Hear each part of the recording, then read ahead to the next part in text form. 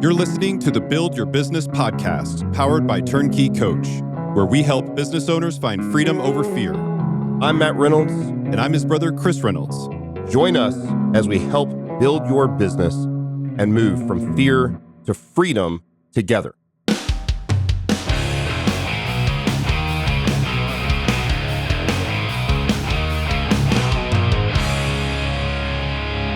You are listening to the Build Your Business podcast, where we take you from fear to freedom. I'm your co-host, Matt Reynolds, here with my brother, Chris Reynolds. How's it going? Who has been in Boston for, how many years did you live in Boston? Almost 8. Pretty close. You are in the process of moving to Jacksonville, Florida. You're down there now, waiting to close on the house. It has been a crazy couple weeks. So for those of you who listen intently, you'll notice that we did not put out a new episode last week. I want to give you some background because we both have kind of crazy stories. I'm going to let Chris start with his, and then I'll tell you mine, which is really nuts. So one thing I've noticed about you our whole life is that you are all in or all out. Yep. There's nothing in the middle. 100%. So when you moved from the Ozarks to Boston, you were like, we'll be here the rest of our life. You know, we'll try to send our kids to MIT or something. You know, one of the, there's obviously tons of great universities in Boston. A few weeks ago, you texted the family, mom, our sister, whatever, and you said, I think we're moving to Jacksonville or outside of Jacksonville. Yep. We're moving to Florida. And it came as a surprise because you've always been so pro Boston. So I want to take just a few minutes. And by the way, for our listeners, if you listen every week, in the beginning of a podcast, I don't think you should go into kind of personal details of the host because you haven't built the rapport with the host. And for the podcast I listen to on a routine basis, you know, the founders with David Sendra or All In or whatever, I actually want to know what's going on in their lives. So we're just going to take a couple minutes and talk about what the last couple weeks has been like. And so, why the move to Florida, and how did you go from I'm 100% all in on Boston to we're taking our kid, you have 3 kids who are 14, almost 15 and under. Yep. To Florida. So we're actually moving to an area called Ponte Vedra, Florida, which is just west of Jacksonville, just west and south of Jacksonville, or just between Jacksonville and St. Augustine. So yeah, the story is pretty simple. It was all 3 of my kids are going up one school system. It's like elementary to middle to junior high to high school. Yeah, the way that split out where we were in Massachusetts, that those were all different buildings, and you know, you have everybody sort of dumping into the same space. They're going to have new people, new friends, regardless. Some of the friends will move with them. A lot won't. There's also a ton of a lot, you know, when they move into high school, especially, there's a lot of kids that end up going into a private school. So for my oldest kid, moving into private school for his friends or whatever would have been like just as disturbing. Like, I'm losing these friends anyway. So I think the primary driver for us, which I think you're going to laugh at, is it's just weather. Like, it's pretty much what it is. We wanted to move to it's just too damn cold. And the thing is, like, I still love Boston. Like, I handle cold a lot better than my wife does. Doesn't really bother me as much. But there are definitely times in the spring where you're like, oh my gosh, summer is literally never going to show up. I think we had like 15 consecutive weekends that were rainy and under 55 or something over the last. It was just crazy. Like, we could like in April and May and June, like no, right, like June. Right. Like, you're like, where, like June? Where's summer? Like, I don't get it. So I think that's a big part of it. My kids are really, really, really into sports as well, and so. Which, as a side note, you were not really into sports. Right. You were, one thing, if people have followed me for a long time, you were very good at sports. You were athletic. Certainly a better you were certainly a better athlete than me. I hope that I can take some credit for that you played with my friends and myself for 3 years what it 3 is. years older Yeah. than you, and then Yeah. you played with all these little kids.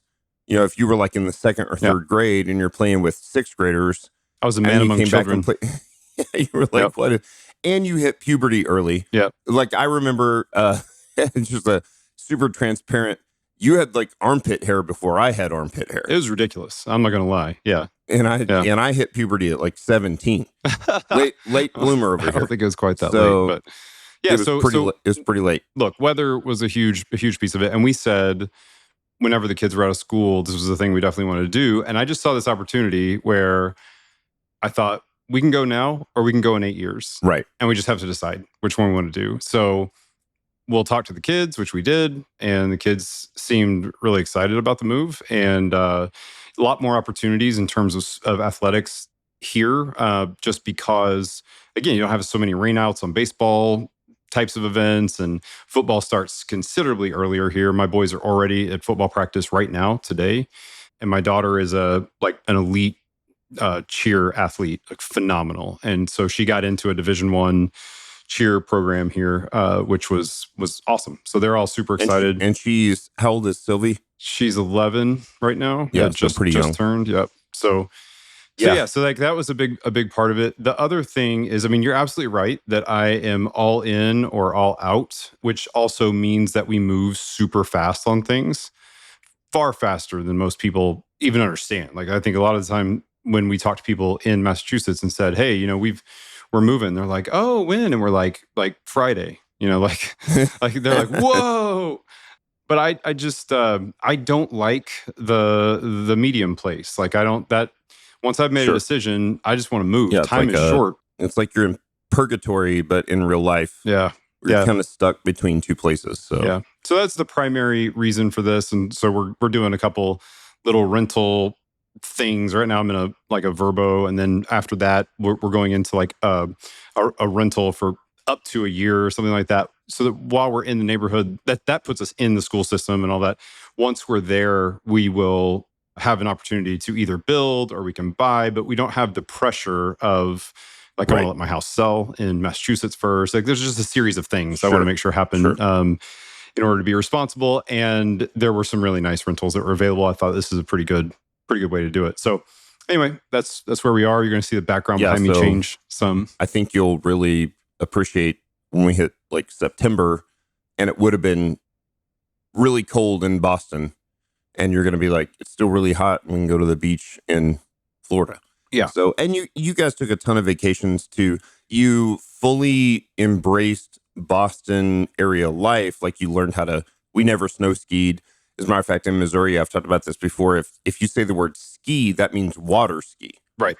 Because nobody snow skis here. Yeah. You guys learned how to snow ski. You did all the things that Northeasterners do. You became fans of the Red Sox and the Patriots and all that sort of stuff. I'll be interested to see if your kids, again, because you were never really into sports, you were just good at them, if your boys will move to being fans of Florida teams. And I know they're a Miami Dolphin fan, right? They like the Miami Dolphins. Yep. But you guys have been Boston Red Sox fans. You've met David Ortiz. All that kind of stuff. Yep. So congrats on the move. I know that's a big deal. When does everything come in? You said kind of the end of the month of June. I got my car delivered like the day after we got to the Verbo. And then I have we packed up a pod, one of those, big rectangular pod things. Carter and I packed almost the entire thing. It was crazy. And we did it in a day. I also have a crazy story going into that. We don't have time for it, but I'll tell another time. But we got that thing packed up. It's going to show up the day that we have on July 1, whenever we actually go into the longer term rental, I guess. So it'll get there and we'll unload that. I'll fly back to Boston at least once to organize the final process of selling the house and getting everything, all the final stuff moved or donated or given away or whatever we're doing with all the rest of the furniture. But and you still have board meetings and stuff out in the Northeast, and in New York, I'll be there getting on the Amtrak train and going to New York City and whatnot. Yep. So maybe it's equally as exciting, but not as fun. So I carbon monoxide poisoned myself over the past 5 days, and I'm still, you may have to carry me a little bit on this podcast. Feel a little lightheaded. Yeah, just weird. Crazy. It's weird, man. The story there is that we have a cabin about 40 minutes away, and you were supposed to come down in a couple weeks, and hopefully we get because of your move, we've pushed it, but your boys want to come down, and we've got a gun range down there, and they've never shot guns and stuff, so we'll do all that. But we've had record rain for the past 3 months. So set a record for April, set a record for May. June has been nuts. It's raining outside right now. I've never seen rain like this. I was telling my CMO, Josh, I was like, I don't ever remember there being rain like this. And he said, oh, you haven't remembered rain being like this because we set a record for April, we set a record for May, and we set a record for 2 months in a row, any 2 months in a row for rain. And June has continued to be the same. Like, I've got my irrigation system turned on for my lawn and just have had it off all because there's so much rain. So the good news is the garden looks great. The tomatoes are growing like crazy and all this stuff. So I go down to the cabin. So Rachel, my wife, who's a stay-at-home mom, and she works her butt off with the kiddos and whatnot. She doesn't have a lot of like go-to meetings where she's got meetings that she's out of the house for, day or two, 3 days at a time. And she had a bunch of those coming up at the end of last week. And so I thought, well, it'd be a good time for me to go check on the cabin, just make sure everything's fine with all the rain that we've had and just everything's good. So I went down to the cabin. It's kind of our COVID project. Again, people who have listened to me for years will know I was patient zero for Springfield, Missouri. So I was for COVID. I got COVID on February 27th of 2020 and was the first guy in the hospital and the first COVID test they gave to and all that sort of Scared stuff. the crap out of me then too, by the way. Yeah. So that's what you do. And I was I was number 3 in Missouri, and I think I was in the first 50 in the US. So after we got COVID, which I only gave to my wife, and she never really got sick, we had this project that we did in April, May, June of 2020, where we bought 10 acres. We built a little cabin on it. We mostly built the cabin ourselves. The cabin is a small little 550 square foot cabin, of which a chunk is a shop. And so the actual living space is like 350 square foot, small, 2 sleeping lofts, king size bed on one side. The other sleeping loft has 4 twin size beds on it. Because of the rain, I didn't go outside hardly. Normally I grill steaks or whatever, but I just cooked them on the stove, which everything is propane down there because there's not natural gas. So everything's had to be converted to propane. And so cooked on the stove, cooked on the oven. Thursday night, this is the part that I'm embarrassed to tell people. Thursday night, so I have a carbon monoxide detector down there, and it goes off on Thursday night. And I'm like, well, I'm like in this tiny room, and I'm cooking steak and potatoes. And I understand everybody's listening is going to be like, you idiot. and so it starts going off. But if you've ever had a smoke alarm go off, and you're like, oh, it's just like the batteries or something, So I unplugged it out of the outlet. It still has batteries. And so it's continuing to go off. I try to reset it. It's beeping. I'm just trying to get dinner cooked. So I chuck it in the front yard. And Thursday night, carbon monoxide is kind of a heavy gas and stays relatively low to the ground. So I sleep up in the loft. I've got a CPAP. And so that probably was quite helpful. Yeah. So Friday, I don't remember very much. I don't remember feeling like super off on Friday. Saturday morning, I get up. I'm going to come home early. We've got a church thing at like 7:30 in the morning. So I'm going to come home early. And so I'm cleaning up and I'm kind of shaving my head and trimming my beard and getting ready to take a shower. And I feel worse and worse and worse. I feel like the balance issues are like you're drunk, but I didn't feel drunk. Mm-hmm. I just felt like I'm foggy and I'm off balance. I end up tripping over an extension cord, which was set up for podcasts and the ring light and the camera and all that sort of stuff. Very unlike me to trip. So, we've lived in this house for 6 years. I've never tripped down the stairs. My wife and daughters have tripped down the stairs numerous times, like rolled down the stairs. I've never rolled down the stairs. I trip over an extension cord. It catches my left toe. I have shoes on. I'm dressed, and I turn to try to like release my foot from the extension cord, turn, kind of twist backwards, and fall through a massive glass shower door, tempered glass shower door, which was not cheap. And I don't know how much it was, but it was not cheap. And I don't really remember falling, but I remember the glass like exploding all over me. Jeez. And now I'm laying on my back. For those of you guys watching on YouTube, you can see. Oh yeah, I've got chunks, and You're I all think there cut might up. there might be a piece of glass there. There's It's gonna be cut. like my knee. They're gonna be scrubbing stuff out of it Yeah, for yeah, years. yeah. When we had the bike wreck as a kid. So I told my wife, I was like, hey, I'm supposed to come home Saturday, but I'm like, I'm just like so beat up and sore and I've fallen through this glass, and I'm just going to rest here and take a nap. But I wasn't feeling any better. And so Sunday morning, I'm supposed to open up the church and be the guy that like unlocks the church early in the morning and make coffee and stuff. So I get up early, whatever, 4:35 in the morning, and I'm getting ready and I'm cleaning it up. I end up taking a shower, a shave, take a shower with no shower door. Mm-hmm. I clean up all the glass as much as I can out of the shower, which is not perfect by any means. And I just feel worse and worse and woozy and vertigo and all that sort of stuff. So I'm carrying bags out to my truck to, the fresh groceries and, clothes and podcast stuff. And I'm just like, I am so dizzy. I don't think I can drive home. Like, did I give myself a concussion, which I don't remember hitting my head really hard. It was kind of my upper back that went through the glass. So I texted my wife and I said, hey, and this is Father's Day. So I'm like, hey, I don't think I can drive home. I don't think it's safe to drive. I think you guys are going to have to come down here and get me. It's like 40-minute drive.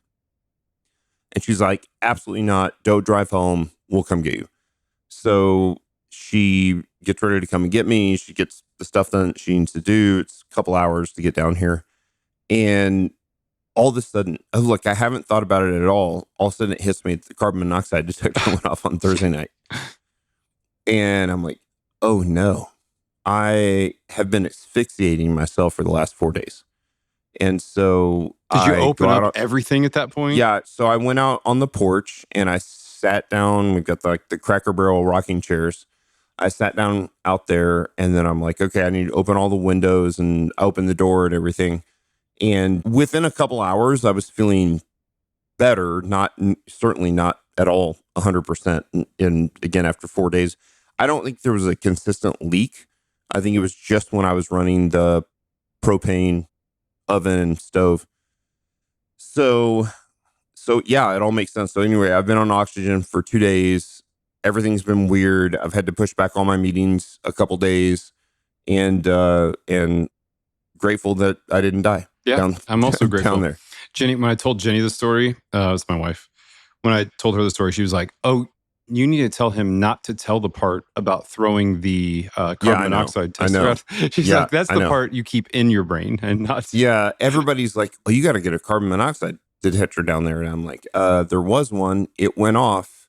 I couldn't get it to reset. I thought it was just low on batteries or something." And which that happened one time before with Rachel and I when we were down there, and my sister. Our sister went and stayed down there with her husband several times. With it, friends go down and stay, and it went off on them. But they go out a lot and do campfires and stuff. And so I just sat in this tiny little room with no ventilation. Yeah, geez. and just sucked up carbon monoxide. So anyway, been a crazy couple weeks. Certainly a crazy week for me. And then you're off to Florida, and so sorry that we weren't able to come out with the other issue is the tripping over the cord. Now, like, it makes way more sense because like I was just not at brain capacity, and didn't have the balance, and then I couldn't get my camera to work. Like we were trying to record on Thursday night, and then again or Wednesday night, and then again Thursday morning, and I'm like, I can't get my camera to come on, but I just. My IQ was about 40 points lower. I could tell you were very frustrated. You were like, why is this not, like, this is not normally that super hard. Frustrated. So you're just like slapping keys. Yeah. So thank you for staying with us and listen. Okay. So that's been the last week or two for us. It's been wild. I literally have like 10 meetings today, and I feel like I'm about 90%. I've been on oxygen, and that helps clear the carbon dioxide as quickly as possible. So today we want to talk about being customer focused and the importance of customers and being customer focused in your business. And I think this is good because you have a true engineering development business that helps work with kind of SaaS products and platforms. We started as a B2C company at Barbell Logic, and we've moved into the B2B space with SaaS. I was thinking about this. Did you ever read, dang it, what is Tony Tony Hsieh's? Hsieh's book, Yeah, Happiness, Delivering Happiness. yeah, Delivering Happiness. They ended up being bought by Amazon, but they were like the shoe store. They were like the Amazon of shoes. Yep. And shoe ordering online and delivery is not something that you typically equate with customer focused happiness, under promising and over delivering. And yet that's what he did. Yep. And so I think regardless of the business that you're in, whether it's online coaching or some sort of fitness coaching or engineering development or whatever else you're in, I work with a lot of construction guys like plumbers and electricians, HVAC, all that kind of stuff. Those are not things you tend to think about. Like, you think more about the skill set.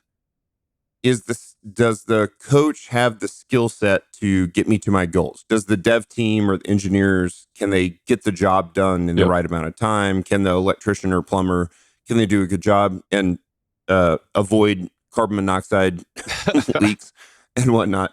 But the reality is that the thing that keeps people coming back and the thing that makes people kind of stark raving fans is being uber customer focused. Yep.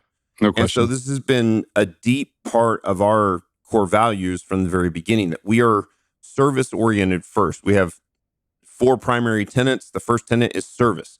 We serve our customers, our clients, which now includes both the end user, lifter, and the coach, as well as we possibly can. We want to, again, under promise and over deliver. And so I'll stop there.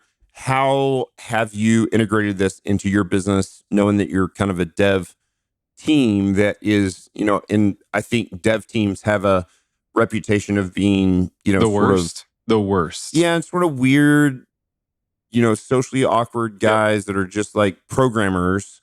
And so how does customer focus really intertwine or be a big part of the core value system of what you have there at Certain? I mean, I think I kind of built it entirely on that principle.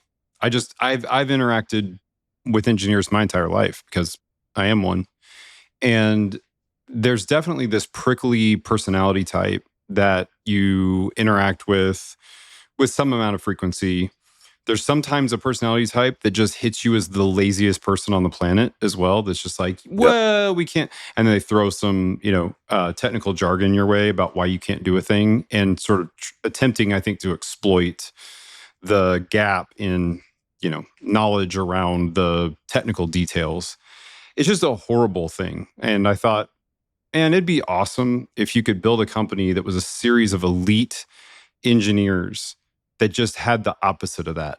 That they were just like all the way to the top. They could just drive value over and over and over in a way that they were enjoyable to work with, and Yep. not all the things that you normally see. Now, I mean, some of that I can't avoid when it comes to the personality type of engineers. There are some engineers that are quite good, intend to be very kind, but just their communication skills aren't very good. And so some of that is just sort of might be at the leadership level and less so, on the ground. But we drive this home all the time. And I think in every organization, the more you can do that thing, the more successful you'll be by comparison to your competitors. I actually Sure. I think I did a post on LinkedIn in the last week about this concept where I basically said, if you are an elite technician in whatever business, right? We've talked about the role of the technician, the role of the manager, how all these things work. If you are an elite technician and you also happen to not be a jerk, that puts you at a certain Sure. level.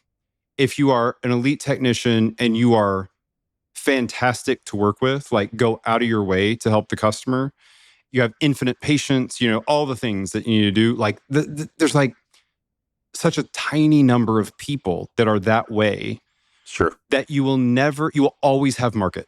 You will always have market because like those two things don't exist very frequently. Not enough. Right. There's a greater size of market that wants that than there is people to deliver it. And so Yep. one way for you to win a lot is just to drive those two things, right? Just be super, super good at what you do, high end of the technician spectrum, and then be on the high end of the EQ or the way that you relate to your customers and kind of value that you drive.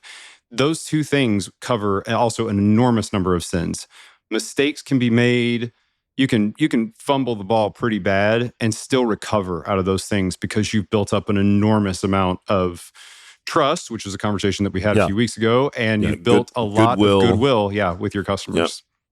I think the same is true on the fitness side. If you're a coach, everybody kind of knows the coach that's great with people. So, and we also know the coaches that aren't.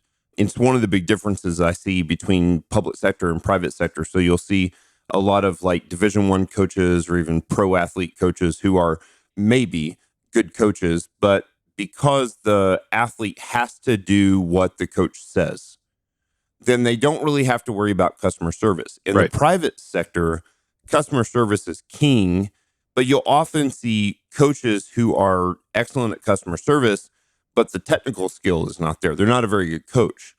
Whereas I think in your business, you're looking for the person who's the technical expert. And I wouldn't say that's easy to come by, but it's expected.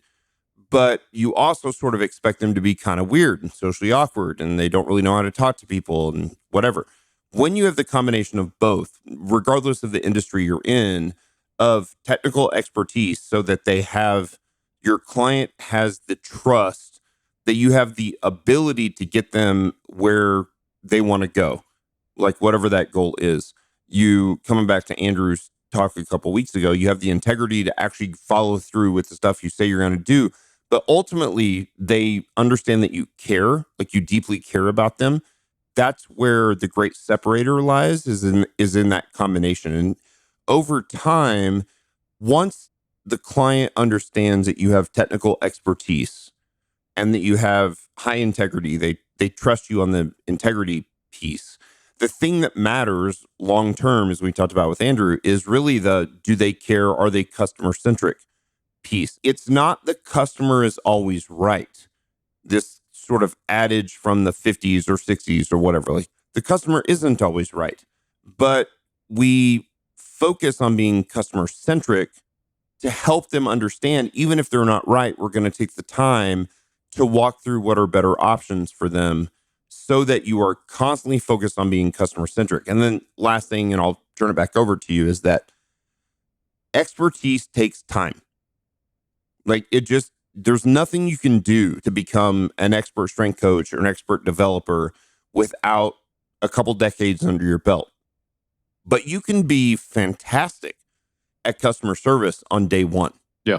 And so while if you're a new business owner and you're trying to develop your technical skills, whatever that is and whatever industry that is, that you just have to understand that takes time. But what you can do to start separating yourself early on is being super customer focused or customer centric. Yep. And so I think that doesn't take a lot of time. And in a post-COVID world, we've all seen this, that customer service has just been kicked in the nuts over the past 5 years. And what we would have never accepted in 2019 or early 2020, we now just sort of accept. Like, you go to restaurants and the restaurant is great and the food is great, but the service sucks. Yep. And you're like, well, that's just the post-COVID world that we live in. Yep. Well, to me, you can look at that, you can get frustrated and say like, well, that sucks that the world is there. Or you can see it as an opportunity and say, I can separate myself in this spot and I can actually be customer focused and do everything I can for the customer. And obviously there's boundaries there. You don't want to go so far that you're like losing significant money or spending, tens of hours of time on every customer. But it is a great separator for those who are maybe not as technically proficient at the skill set of the industry that you're in. That's the number one thing you can change to make sure that you build trust with your clients. A couple things to maybe help guide people as they're thinking about this, especially if you're in a founder role and you've got all the power to make these kinds of choices. There are some hard ones that are out there, and you've got to decide kind of which way you're going to go. One of the things that I think drives the deepest amount of relationship, which is ultimately driven in this case by trust with a customer, is when you do something that is not necessarily in your best short-term interest, Right. but it is in the interest of the customer and they know it. I'll give you a little story about this. My first company, which we talked about a couple times, called Brightcore, we grew this thing to be big enough to take it to private equity and do well. What launched it we had kind of a early SaaS quoting system for agents, which is, wasn't the market we decided to stay in. We stayed with those insurance companies, but we grew the product offering that we were going to build because the other one was not going to work in the way that we designed it. But in that process, there were a couple of relationships that changed the game for us. Changed the game. I mean, like, no question. One particular customer of mine, whose name is Art Meadows, and he has run multiple small insurance carriers across the United States. He's an extremely well-known guy. By the way, we should get Art on the podcast. That'd be for great. sure. Because I've never talked to him. Oh, Art's and the I've best. heard so many stories about Art from you, from Phil, from everybody. I'm on like 3 boards with the guy. So like I talk to him all the time. But So Art, what really kicked off that relationship is that at one point or another, we were negotiating a contract and he had paid for something that I think like 3 or 4 months down the line, we actually added to the product as a whole, unrelated to that deal. And so I called him up and I said, "Hey, listen, you paid, I can't remember what it was, $3,500, $4,000, something for this feature. But it turns out like we already have it. So we don't have any development that we need to do. I'm just going to send you the check back, or I'm going to send you the money back." And he was like, "What?" And I was like, "Yeah, I mean, we're not going to do the work. And this was for contract based work. So like, I'll just send it back." That was the best $4,000 I've ever spent in my life. Yeah, right. Are you kidding me? Do you know Yeah. what happened after that?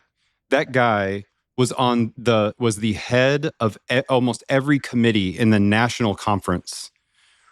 He became a stark raving fan of ours and went nowhere without talking about our company. And almost all of our word of mouth, which was almost all of our sales, came from that relationship and then the second order relationships that came afterwards. And it's an example of just like doing the right thing, right? Just do the right thing. And sometimes it won't work out in your favor. Like, I don't want to, it's not rainbows and butterflies. Sometimes it won't, right? It's okay. Do it enough and usually it will. Yep. I would say long term, it will always work out in your favor.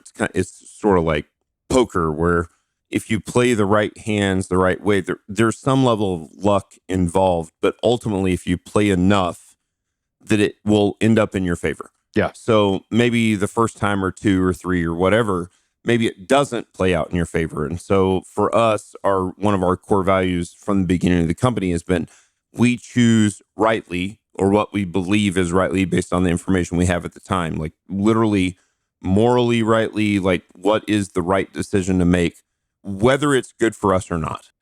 Yep. And so whether it improves the bottom line or not, we're going to do right. Yeah. A couple examples even from this past week. I noticed that I had made a couple mistakes on programming for some of my clients in the fog of war. In what felt like I was in Forrest Gump mode, I'll just say, for a few days and in kind of a fog. And I noticed some mistakes I'd made on programming, and then there was like one lady that she trains every morning at 5 a.m. And when I got up, like for some reason, she didn't have a program. And it was because my brain was all screwed up.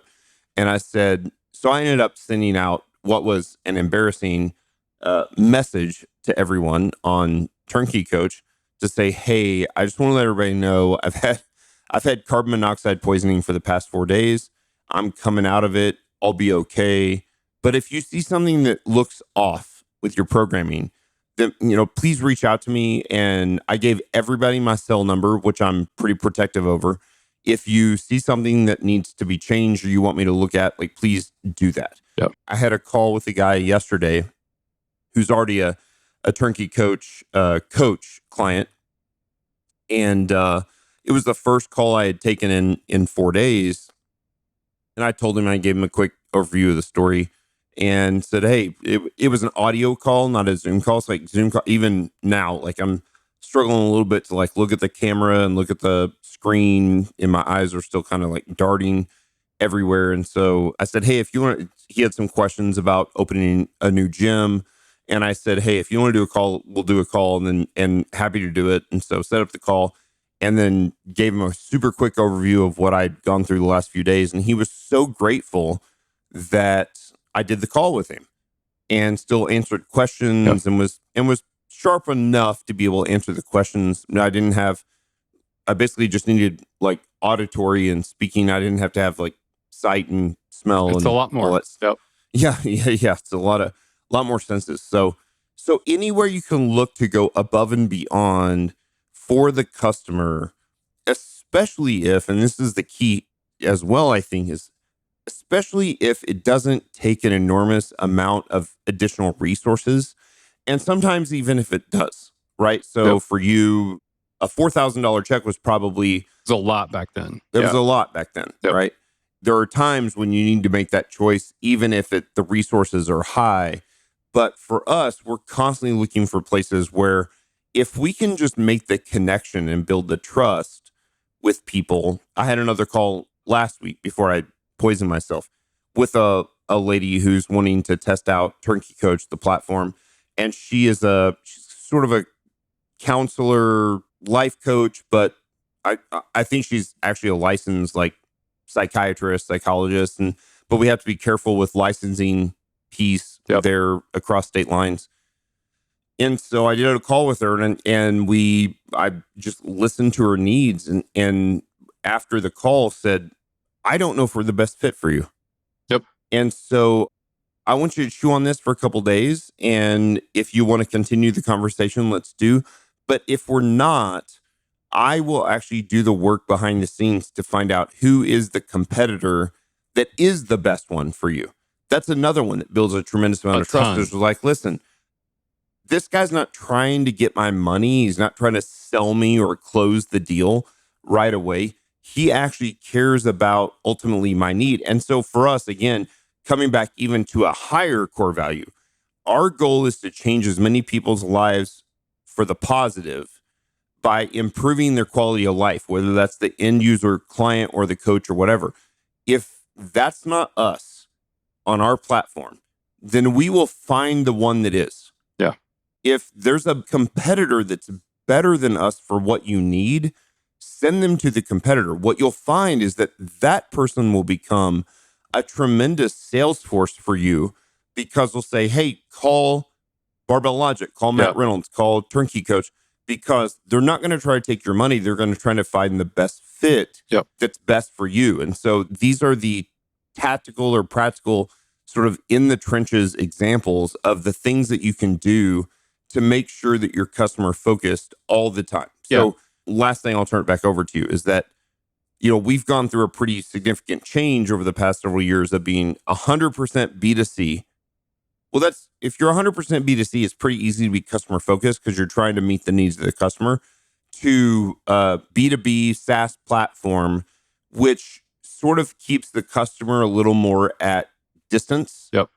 And so when we focus on providing the needs of the customer, which has now turned from the end user client that is trying to change your life and fitness, to the coach or to the coaching business, and we still focus on that thing, then what we end up with is incredibly happy, overwhelming, stark raving fans, as we've talked about, because they're like, look, they are as for me as I am for me. Yep. My wife doesn't care as much as they do. My friends don't care as much as they do.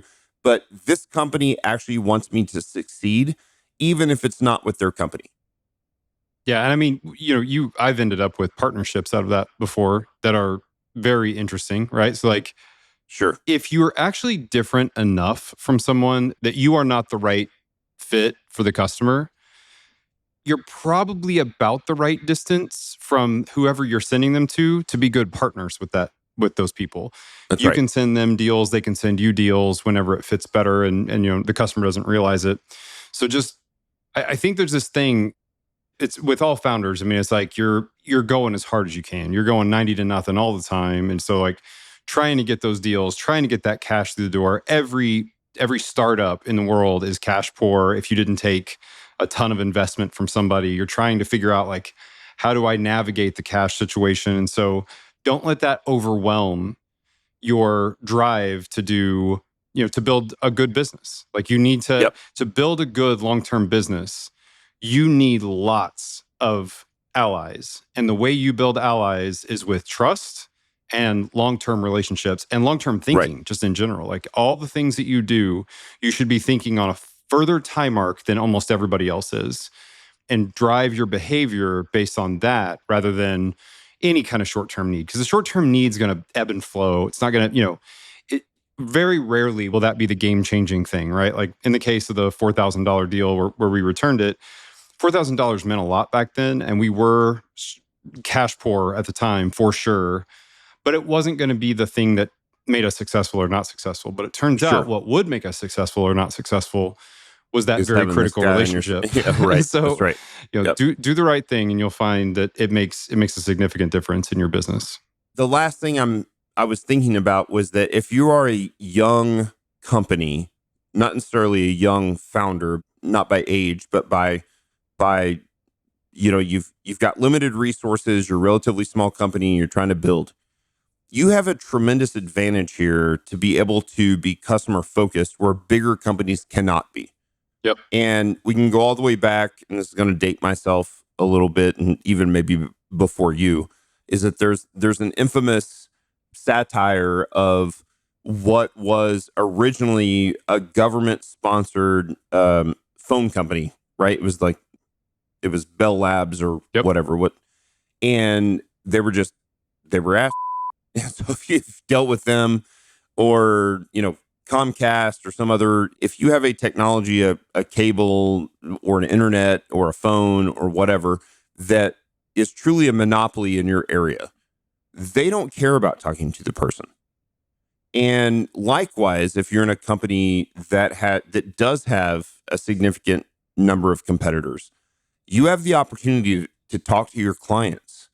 And talking to your clients, I've found, for me, especially as the CEO, but even my team in general, we're able to make actual human to human contact. We've done all these podcasts on AI. AI can provide and automate so much of the skill set or the SOPs or the steps or the order of operations or whatever.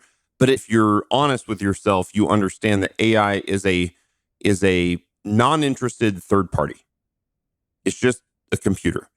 And if you can communicate authentically that you actually care about your client, then that is, to me, the big advantage you have over bigger companies. Because if they have 10,000 clients or 100,000 clients, they can't talk to them all.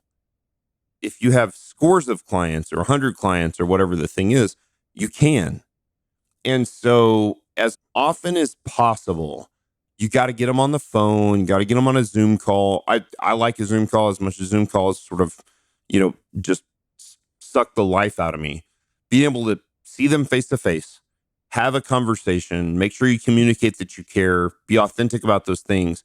These are places where you can really optimize that customer focus where bigger companies cannot. And so you might Yep. look at another company that has 10 times the budget of what you have, but they cannot do the personal one-on-one relationship building and trust that you can do. And so that's the real place that you can make a difference as a smaller company. And so I think communicating with those customers, not just via email or text, which I still think is good, certainly not automated. I think customers can still see through if they're receiving an automated email or text from AI. But if it's actually like, hey, I'm talking to a human, and then you get them on the phone, Zoom call, phone call, whatever, that's the place that you can really reduce the gap between a small up and coming company and a big company that has a big budget, because they don't have the resources to talk to the 10,000 plus customers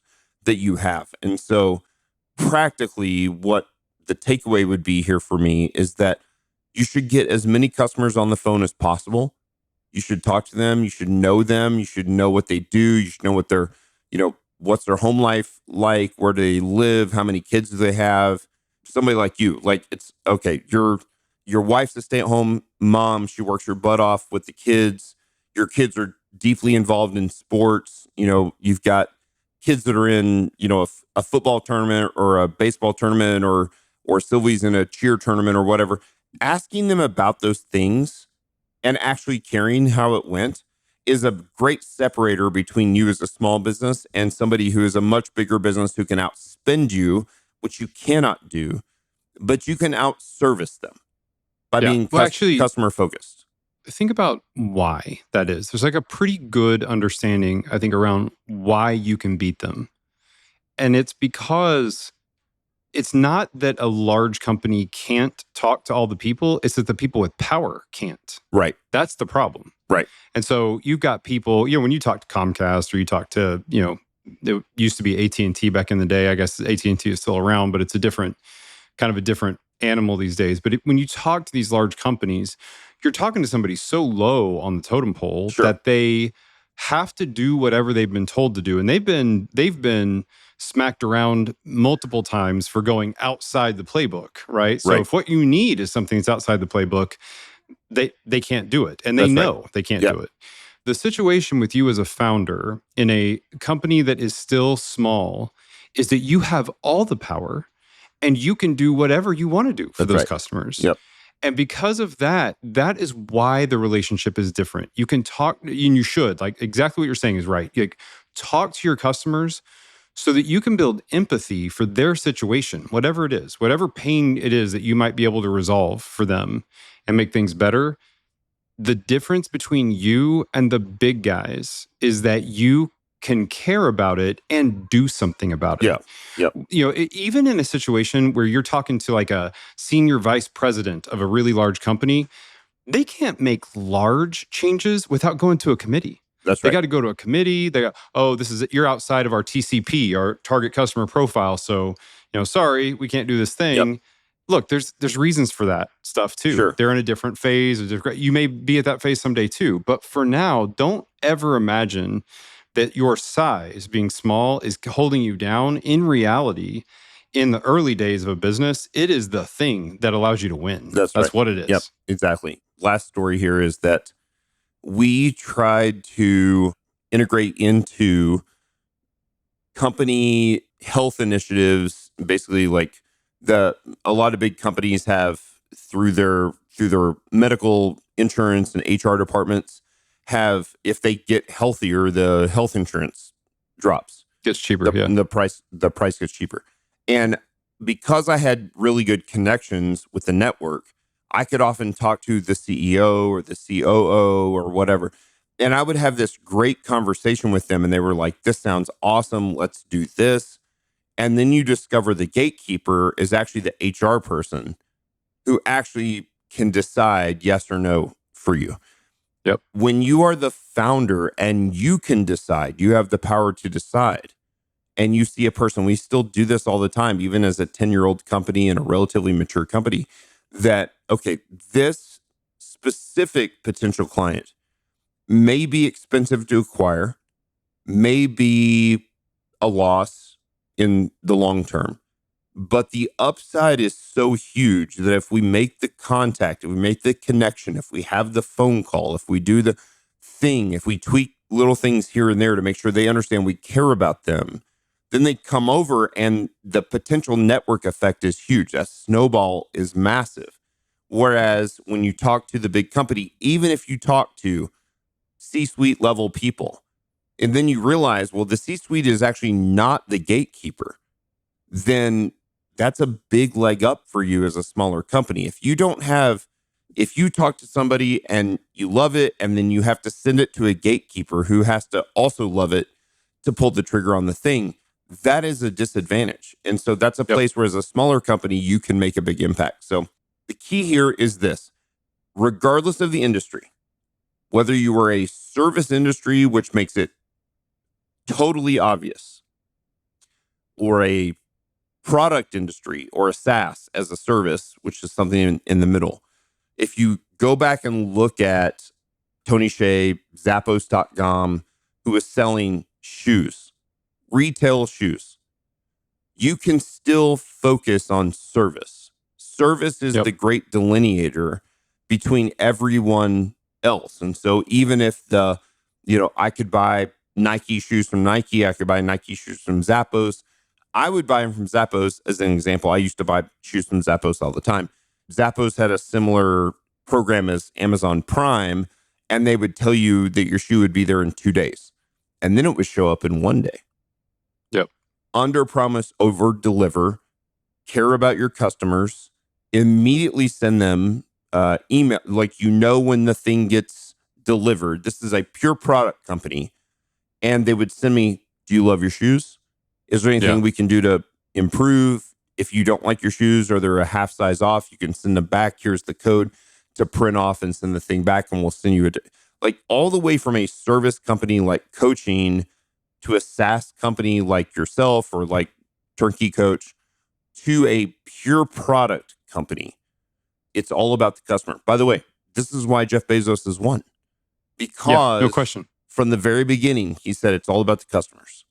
Like, we are going to do whatever we can to cut costs, to make customers happy.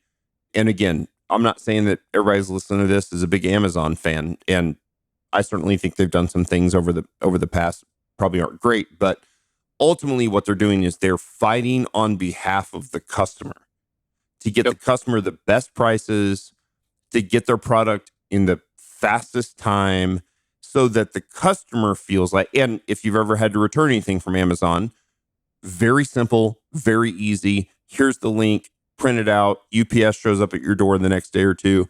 And as soon as they pick it up, it refunds back to your account.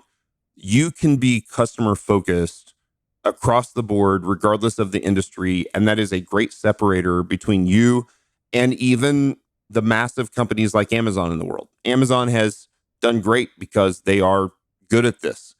But most of you in your industry, if you look at the top 3 to 5 biggest businesses in your industry, are not good at it. And so they may have the technical experience, they may have the pricing power to beat you on pricing, but they can't likely beat you on being customer focused. And so customer focused is everything, regardless of the industry that you're in. Absolutely. Awesome. That's another episode of the Build Your Business podcast. If you gotten value from this, please give us a 5-star review. I'm fine. You don't have to send me an email. I'll be okay. I'm 90% there. Congrats, sir, on the move to Florida. So big life changes across the board. We would love to get ahead at some point. I did the best I could to record down at the cabin. So thank you so much for listening. 5-star review on Apple Podcasts or Spotify or wherever you hear the podcast. Share it with a friend or family member, somebody that can get value out of this. Have a great weekend, and we'll see you guys next Friday.